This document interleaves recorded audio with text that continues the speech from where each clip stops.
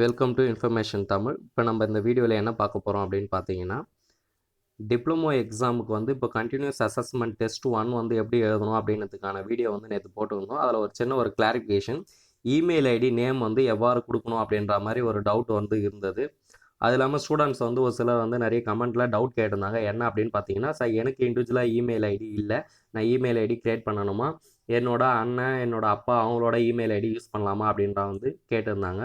Students வந்து கண்டிப்பாக நீங்கள் உங்களுக்குன்னு இண்டிவிஜுவலாக இமெயில் ஐடி க்ரியேட் பண்ணது தான் வந்து பெஸ்ட்டு. ஸோ உங்களுக்குன்னு ஒரு இண்டிவிஜுவல் இமெயில் ஐடி நீங்கள் வந்து க்ரியேட் பண்ணிக்கலாம். அது ஒரு 10 மினிட்ஸ் தான் ஆகும். நீங்கள் ஈஸியாக வந்து உங்களோட மொபைல் நம்பர் வச்சு நீங்கள் க்ரியேட் பண்ணிக்கலாம். அடுத்தது உங்களோட அண்ணனோட மெயில் ஐடி, உங்களோட அப்பாவோட மெயில் ஐடிலாம் நீங்கள் யூஸ் பண்ணது வந்து தவிர்க்கிறது ரொம்ப பெஸ்ட்டு. ஏன்னா அவங்க சொல்லிக்கிறது வந்து ஸ்டூடெண்ட் வந்து அவங்களோட நேமில் வந்து இமெயில் ஐடி க்ரியேட் பண்ணணும் அப்படின்ற மாதிரி தான் வந்து இன்ஸ்ட்ரக்ஷன் சொல்லியிருக்காங்க. ஸோ அந்த இன்ஸ்ட்ரக்ஷனை மறுபடியும் இப்போ நான் கிளியராக சொல்லி அதுக்கான விளக்கத்தை நான் இப்போ உங்களுக்கு சொல்கிறேன். ஓகே, இப்போ இதில் என்ன சொல்லியிருக்காங்க அப்படின்னு பார்த்தீங்கன்னா, all Gmail name of the student should be exactly as per academic record அப்படின்னு சொல்லியிருக்காங்க. அகாடமிக் ரெக்கார்டில் வந்து எப்படி உங்களோட பேர் இருக்கோ அந்த மாதிரி தான் வந்து உங்களுக்கு வந்து நீங்கள் வந்து அந்த மெயில் ஐடியில் நேம் கொடுக்கணும் அப்படின்னு வந்து சொல்லியிருக்காங்க. அந்த ஃபர்ஸ்ட் நேம் லாஸ்ட் நேம் வந்து கேப் லெட்டரில் இருக்கணும் அப்படின்னு சொல்லியிருந்தாங்கல்ல, அந்த நேம் நீங்கள் எங்கே கொடுப்பீங்க அப்படின்னா, நீங்கள் ஃபஸ்ட்டு ஜிமெயில் ஐடியில் உங்களோட நேம் வந்து க்ரியேட் பண்ணிங்க. ஸோ அந்த க்ரியேட் பண்ணும்போது ஒரு நேம் வந்து கொடுப்பீங்க. அந்த நேம் வந்து நீங்கள் புதுசாக நீங்கள் க்ரியேட் பண்ணும்போதும் கொடுக்கலாம். நீங்கள் ஆல்ரெடி ஒரு ஜிமெயில் ஐடி உங்களுக்கு வச்சுருந்தீங்கனாலும் நீங்கள் போய் எடிட் பண்ணி உங்களோட ஃபஸ்ட் நேம் வந்து லாஸ்ட் நேம் வந்து நீங்கள் வந்து சேஞ்ச் பண்ணிக்கலாம். ஸோ இப்போ உங்களோட பேர் வந்து நம்ம ஆல்ரெடி அதில் சொல்லியிருந்தோம் ரஞ்சன் அப்படின்னா, ரஞ்சன் வந்து உங்களோட ஃபஸ்ட் நேமாக எடுத்துங்க. எஸ் இனிஷியல்னால் அதை வந்து லாஸ்ட் நேமாக எடுத்துங்க அப்படின்னு வந்து சொல்லியிருந்தோம். ஸோ இது அந்த ஃபஸ்ட் நேம் லாஸ்ட் நேமுக்கு தான் வந்து அகாடமிக் ரெக்கார்டில் எப்படி நேம் இருக்கோ அந்த மாதிரி வந்து நேம் கொடுக்கணும் அப்படின்னு வந்து அவங்க சொல்லியிருந்தாங்க.